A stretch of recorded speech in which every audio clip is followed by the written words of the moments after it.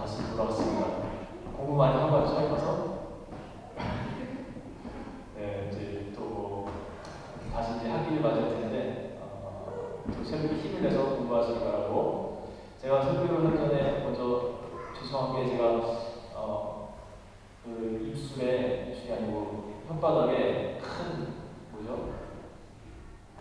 혓바늘 같은 게 나오고 지금 발음이 아주 좋지가 않습니다.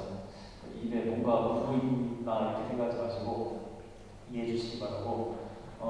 제가 약간 걱정이 되는 게 특별히 오늘 저녁에 또 영어로 설교를 해야 되는데 발음이 이게 중요한데 안 그래도 좋지 않은 발음으로 설교를 해야 되는데 조금 걱정이 됩니다. 제가 며칠 전에 조사님께 이 이야기를 했더니 걱정하지 마시라고 더 잘 알아들을 거라고 그렇게 얘기하는데 한편으로 기분이 좋다가도 이상하네요. 그러면 평상시대로 하는 걸 못 알아듣는다 이야기가. 제가 오늘 이 설교를 준비하면서 제목을 무엇으로 정할까 고민을 좀 해봤습니다. 설교 제목은 목마름이라고 제가 이렇게 했는데 타이틀을 우물가의 여인과 예수님 이렇게 할까 아니면 내 물을 받아 마시라 이렇게 해볼까 다양하게 생각을 하다가 아주 심플하면서도 우리의 인생을 잘 보여주는 단어 이 목마름이라는 단어가 괜찮겠다 그런 생각이 들었습니다. 여러분 그렇지 않나요? 우리의 인생이 늘 목마른 것 같지 않습니까? 먹어도 마셔도 늘 목마른 것이 우리의 인생입니다. 남자든 여자든 그 이상형의 사람을 찾아서 돌아다니죠. 이놈도 만나봤다, 저놈도 만나봤다, 마음에 안 들면 또 다른 놈도 만나봤다. 그렇게 해서 결국 마음에 드는 사람을 만나서 결혼을 하는데 그래도 이렇게 좋아해서 만나서 오래 있다가 또 대부분 하는 말들이 있습니다.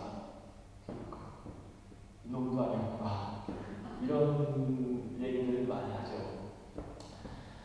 인간의 삶의 목마름이라는 끝나지가 않습니다. 예수께서도 이런 인간의 속성을 잘 아셨기 때문에 오늘 이 사마리아 여인에게 내가 주는 물을 받아 마시라고 이렇게 말씀합니다. 내가 주는 물은 영원히 목마르지 않을 것이다. 그렇게 말씀하셨죠. 여러분 인생에서 사라질 것에 대해서 그렇게 목말라 했던 적이 있습니까? 금방 사라져 버릴 것들 그런 것에 대해서 목말라 하면서 살아왔던 적이 있습니까? 아니면 나는 그렇게 살고 싶지 않는데 나도 과연 이 예수님의 물을 받아먹고 내가 평생 목마르지 않는 삶을 내가 살 수 있을까? 과연 그런 것이 내 인생에도 일어날 수 있을까? 이런 생각해보는 혹시 있으신가요? 사마리아 여인이 성경에 나왔던 여인이니까 그것이 가능하지 과연 그런 것이 내 삶에도 가능할까? 이런 걱정해보시는 분들도 분명히 있을 겁니다. 그러나 오늘 여러분 이 예수님과 사마리아 여인과의 대화를 한번 잘 들어보시기 바랍니다. 여러분 이 사마리아 여인은 사실 우리들보다 우리 보통 사람들보다 더 아주 그런 거시기한 그런 삶을 살았던 분이에요. 아주 대단한 삶을 살았던 분입니다. 보통 사람이 아니었습니다. 지금까지 남편이 5명이나 있었고 지금 같이 살고 있는 남자는 6번째 남자였습니다. 얼마나 센 여인인지 이제 아시죠? 남편을 5명이나 보낸 여자예요. 첫 시작부터가 우리들보다 더 험난한 그런 인생을 살았던 그런 여인입니다. 그러니 여러분 우리들도 분명히 소망이 있습니다. 이 여인이 얼마나 셌으면 사실 예수님이 잘 당하지 않았는데 오늘 이 사마리아 여인과 대화하면서 많은 곤욕을 치르시게 됩니다. 사실 웬만한 사람들은 여러분 예수님이 한마디 딱 던지면 거의 어떤 마음의 충격을 받고 변화를 받았거든요. 한두 문장이면 보통 해결이 됐었습니다. 이런 거 기억나시죠? 고기 잡던 그 베드로와 안드레 형제 말씀하시되 나를 따라오라 내가 너희를 사람을 낳는 어부가 되게 하리라. 딱 두 문장이면 끝났습니다. 나를 따라오라 내가 너희를 사람 낳는 어부가 되게 하리라. 그리고 또 삭개오에게도 이렇게 말씀하시죠. 내려오라 내가 오늘 너희 집에 유하여야 하리라. 거의 두 문장 정도면 사람들이 변했습니다. 그런데 이 거시기한 이 누님은 거의 요한복음 4장이 거의가 다 될 정도로 한참 걸렸습니다. 말을 안 듣는 거예요. 예수님이 무슨 말을 하면 그냥 실실거리면서 농담했다 하면서 그렇게 했던 거죠. 그럼 이제 본격적으로 우리 예수님과 이 사마리아 여인과의 대화를 한번 분석을 해보죠. 정말 아주 재밌습니다. 우리가 그냥 성경을 읽을 때는 잘 들어오지 않는 부분인데 이 배경을 생각하고 여러 가지 사정을 생각하면서 깊이 묵상하면서 성경을 읽으면 또다시 새로운 것이 보입니다. 그럼 먼저 7절을 한번 보십시오. 이제 첫 대화가 시작되는 장면입니다. 거기 보시면 이제 사마리아 여자가 물을 길러 왔을 때 예수께서 물을 좀 달라고 청하시는 장면이 나오죠. 그리고 8절에 보면 제자들이 먹을 것을 사러 이미 동네에 들어왔다라고 이렇게 기록되어 있습니다. 그러니까 지금 이 여인과 예수님 지금 둘만 지금 우물가에 서 계신 그런 장면입니다. 예수님이 물을 좀 달라자 9절에 여인이 이렇게 말합니다. 당신은 유대인으로서 어찌하여 사마리아 여자인 나에게 물을 달라 하나이까? 여러분 지금 이게 어떤 분위기인 것 같아요? 여기는 우물가로 물을 길러 왔는데 웬 젊은 남자가 거기서 서가지고 지금 여자에게 물을 달라고 하는 겁니다. 원래 옛날에는 이 우물가에서 역사들이 많이 일어났습니다. 우리나라 옛날에도 뭐죠? 물레방앗간 이런 데서 역사가 많이 일어났었는데 옛날에는 우물가가 그런 장소였습니다. 특히나 유대인들은 사마리아인들에게 좀처럼 말을 걸지 않는 그런 사람들인데 오늘 이 유대의 청년은 지금 사마리아 여자에게 물을 달라고 지금 청합니다. 그러면서 이 이야기를 듣는 이 여자에게는 지금 어떤 느낌이었을 거냐면은 혹시 지금 이 남자가 나한테 작업을 거나 지금 딱 그런 상황입니다. 여러분 이 사마리아 여인이 얼마나 많은 산전수전을 다 겪은 그런 여자이겠습니까? 오늘처럼 우물가에 물 길러 나오면 그 동네 여인들이 서방 잡아먹는 여인이라고 이렇게 막 손가락질하고 막 그러지 않았겠습니까? 또 동네 사내들이 와가지고 시큰둥거리고 그런 일이 많지 않았겠습니까? 하지만 이것도 여러분 남자 한두 명 보낼 때 얘기지 5명까지 보내니까 이제는 누가 뭐라고 하겠습니까? 겁이 나서라도 이제는 더 이상 뭐라고 할 수 없는 그런 여자가 됐을 겁니다. 이런 세월을 보내면서 이 여자가 얼마나 여우가 되고 또 강한 여인이 되었을지 상상이 가죠. 그러니까 왜 남자가 나에게 말을 하니까 그래 한번 심심한데 장난이나 한번 쳐보자 이런 지금 자세로 예수님에게 이제 말을 다시 거는 겁니다.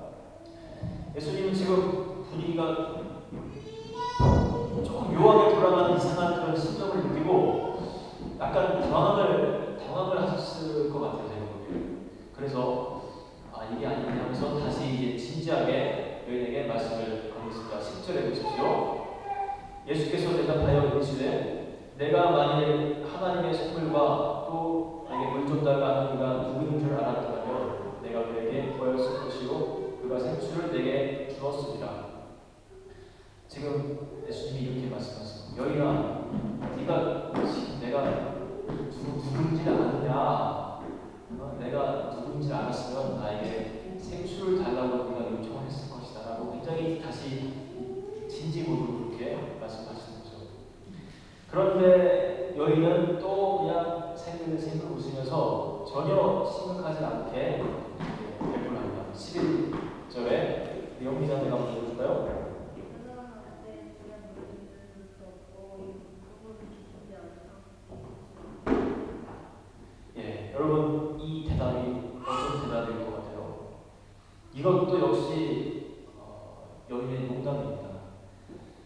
보아니 손에 그릇도 안 갖고 계신 분이 어떻게 저 깊은 물에서 물을 길러서 나에게 주겠냐 이렇게 말하는 거예요. 여기서 주여라고 표현하는데 진짜 주님이라서 이렇게 주님이라고 믿어서 주여라고 말하는 것이 아니고 당시에는 뭐 주인에게 주라고 하고 또 스승에게도 주라고 하고 막 그랬습니다. 공손히 대해야 하는 사람에게는 주라는 표현을 했습니다. 그러니까 조금은 이렇게 약간 비꼬는 식으로 주여 당신이 어떻게 내게 지금 물을 주겠습니까? 이렇게 이야기를 하는 거예요. 예수님이 아마 이런 경험은 처음 있었을 것 같아요. 우리는 아주 정말 대단한 그런 적수를 만났습니다.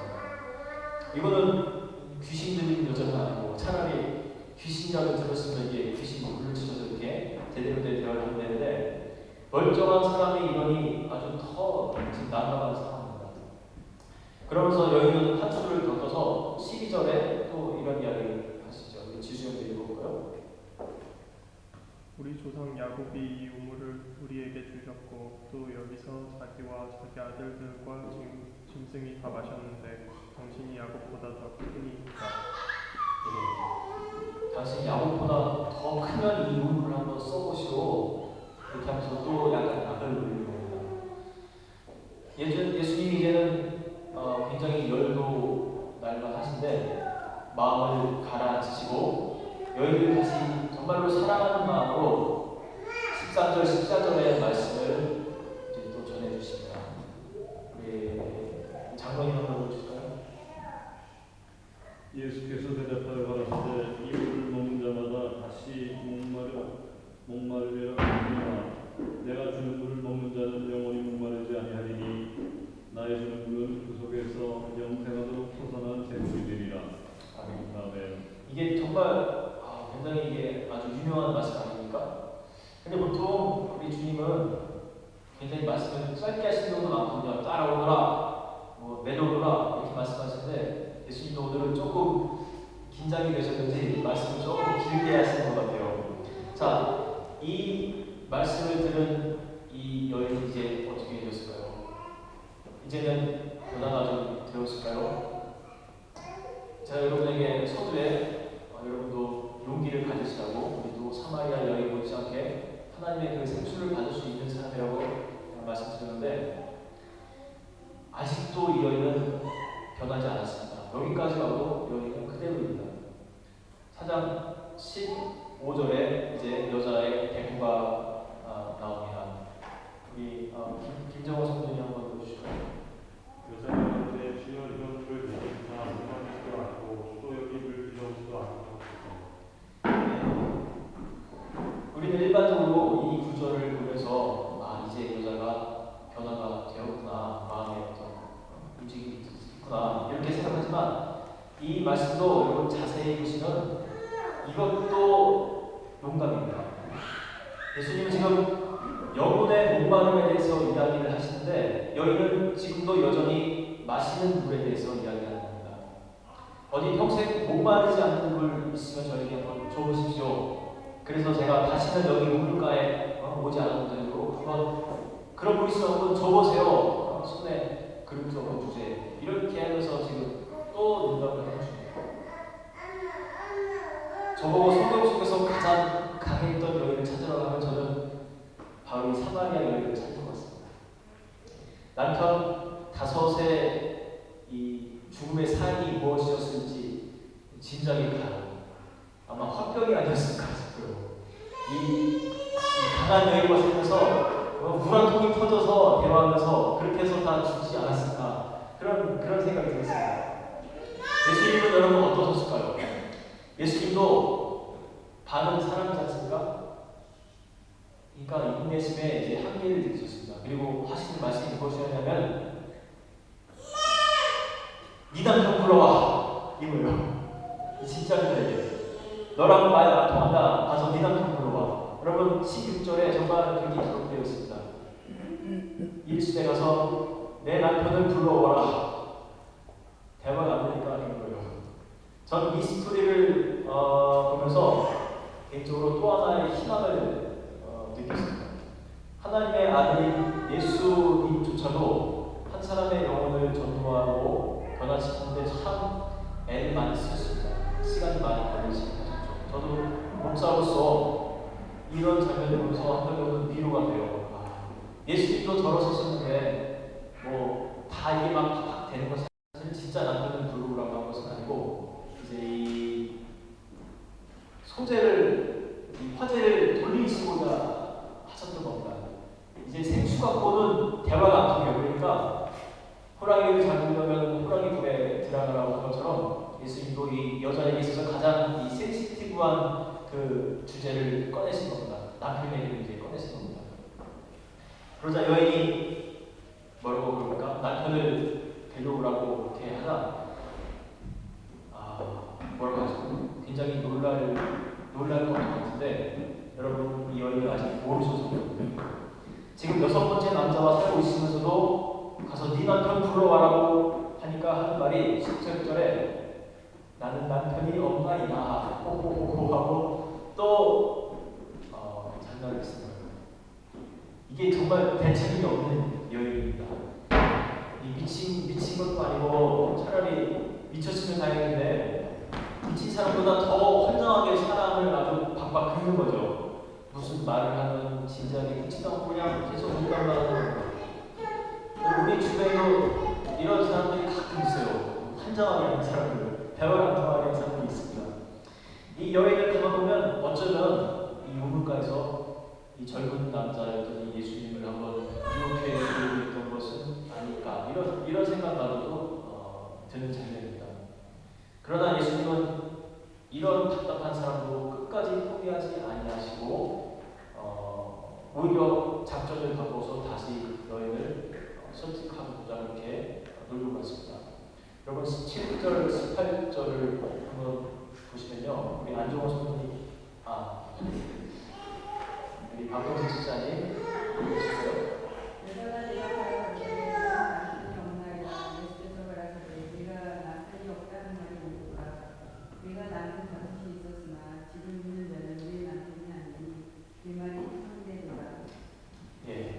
원래 예수님의 일반적인 방법은 대화를 통해서 천천히 설득시키는 건데 조금 뒤늦게 깨달으신 거예요. 이 여자는 대화를 통해서는 되지 않는 여자구나. 이것을 깨달으시고 이제 보통 잘 안 쓰시는 다른 방법을 쓰신 겁니다.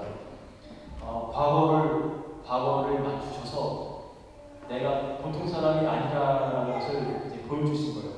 그냥 대화를 안 하는 거예요. 마치 표적을 구하는 사람에게는 표적을 보여주셨던 것처럼 이제 이 여자의 과거를 맞춰서 놀라게 하는 그런 방법을 쓰신 거예요. 그래서 정말 이렇게 살짝 표적을 보여주니까 이 여자가 변화되기 시작합니다. 이게 사실 이 여자의 수준이었어요. 한두 문장으로 변화된 사람 같았으면 예수님의 제자가 되겠죠. 하지만 이 여자의 수준은 이렇게 표적을 보여줘야지만 믿는 그런 사람이었습니다. 어쨌든 예수님이 이 여인에게 맞는 그 수준의 방법을 찾아서 택하신 것이죠. 여러분도 때로는 전도의 목적을 위해서 많은 은사를 강구하십시오. 사람들이 다양하게 있기 때문에 그 사람들의 많은 전도 방법을 우리가 찾기 위해서는 때로는 많은 다양한 그런 은사가 필요할 때도 있습니다. 여자가 이렇게 소프를 받고서는 어떻게 내 과거를 알까? 이렇게 놀라고서는 이제는 저 보통 사람이 아닌가 보다. 이것을 이 사람이 느끼게 됩니다. 그리고는 소프가 좀 컸던지 사실 여기서부터 또 갑자기 조금 엉뚱한 이야기를 해주시죠. 4장 20절에 여러분 보십시오. 전도사님 한번 보실까요?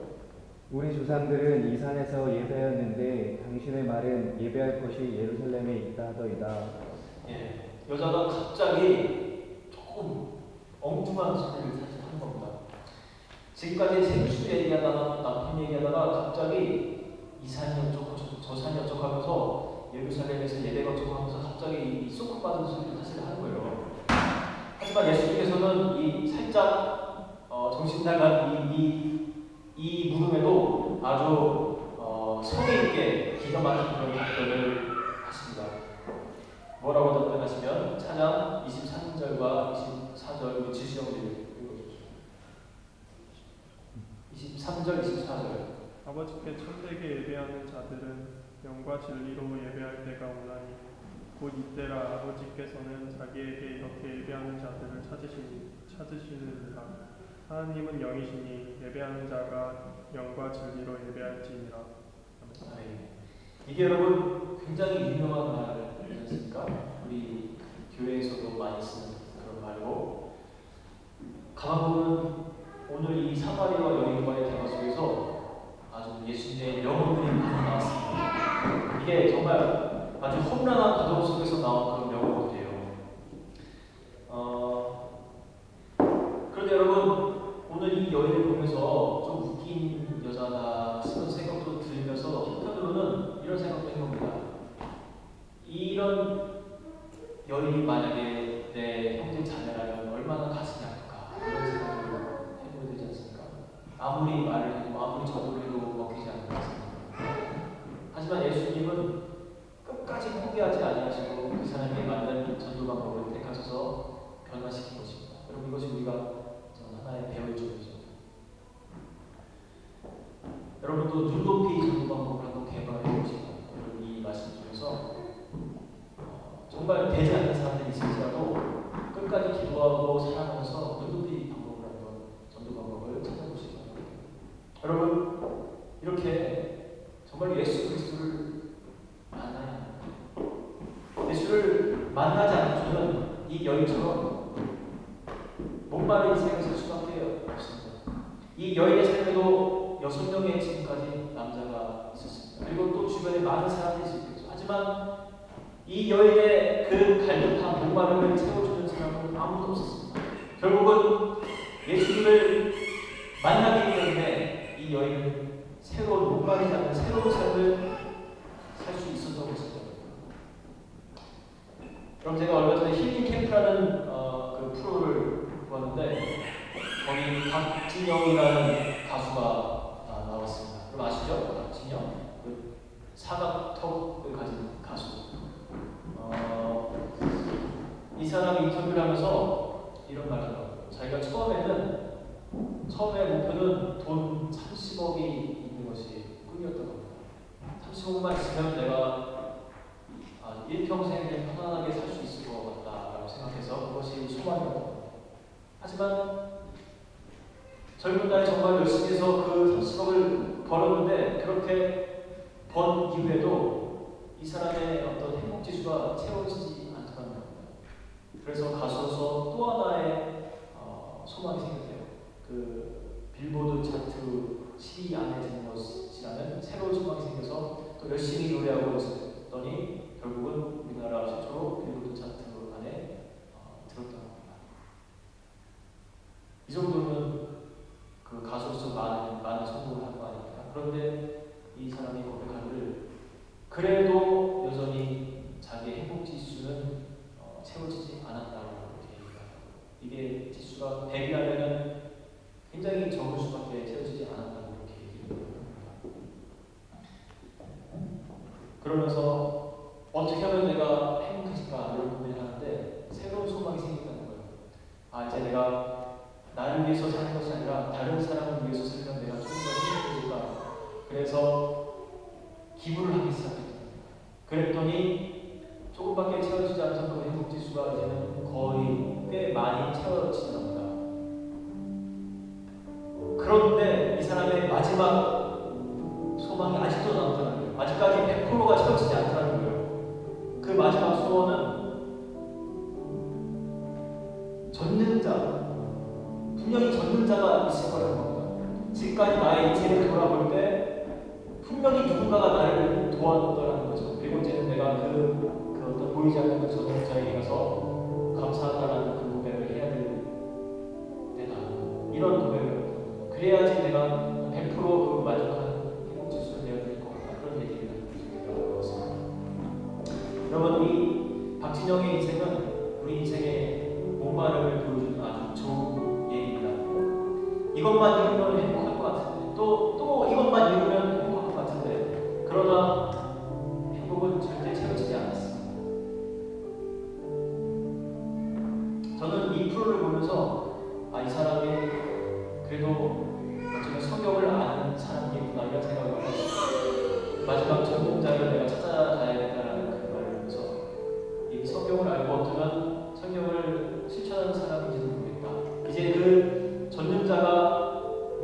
예수만 알면 되겠다. 그런 생각을 해봤습니다. 여러분, 인생의 자랑 이런 것들은 우리를 행복하게 해주지 못한다고 이렇게 말하고 있습니다. 그 솔로몬도 이런 고백을 했지 않습니까? 헛되고 헛되며 헛되다. 우리 인생은 헛되다, 헛되다라고 이렇게 말하고 있지 않습니까? 여러분, 제 이 인생에 있어서 정말 이 지긋지긋한 끝나지 않는 목마름 여러분 한번 없애보고 싶지 않으십니까? 정말 맨날 목마르지 않습니까? 여러분도 경험해 보지 않습니까? 아무리 먹어도 아무리 쟁취해도 목마름이 끝나지 않는 이 삶 여러분도 아시지 않습니까? 여러분, 이제 여러분 가슴 한번 보시고 그 가슴을 한번 비워보시기 바랍니다. 여러분이 어떤 세상적인 것들로 향해서 내가 늘 목마르다는 여러분 시간, 여러분 가슴 한번 열어보시고 내 안에 무엇이 들어있는지 한번 보시기 바랍니다. 내 안에 예수님의 생수가 없다면, 내 안에 예수 그리스도가 들어오시지 않는다면, 나는 오늘 아무리 열심히 살아도, 나는 오늘 무엇을 해도 늘 여러분의 인생은 목마를 것입니다. 10년, 20년, 30년이 지나도 여러분이 목표한 것을 다 이루어도 그때도 여전히 목마를 것입니다. 여러분, 이제 여러분 예수 그리스도를 찾으시고 만나시기 바랍니다. 그럴 때 우리 하나님께서 여러분 속에 들어와 주시고 여러분의 끊임없는 그런 생수 같은 역할을 하셔서 여러분의 일생이 목마르지 않는 그런 인생이 되었습니다. 내 가슴에 하나님 말씀하신 그 믿음과 소망과 사랑만을 담고 있어도 이 세상 그곳이 아니더라도 넉넉한 인생, 그런 목마르지 않는 그런 인생 사시기를 주님의 이름으로 축원합니다. 이 시간 함께 찬양을 드리도록 하겠습니다. 그 사랑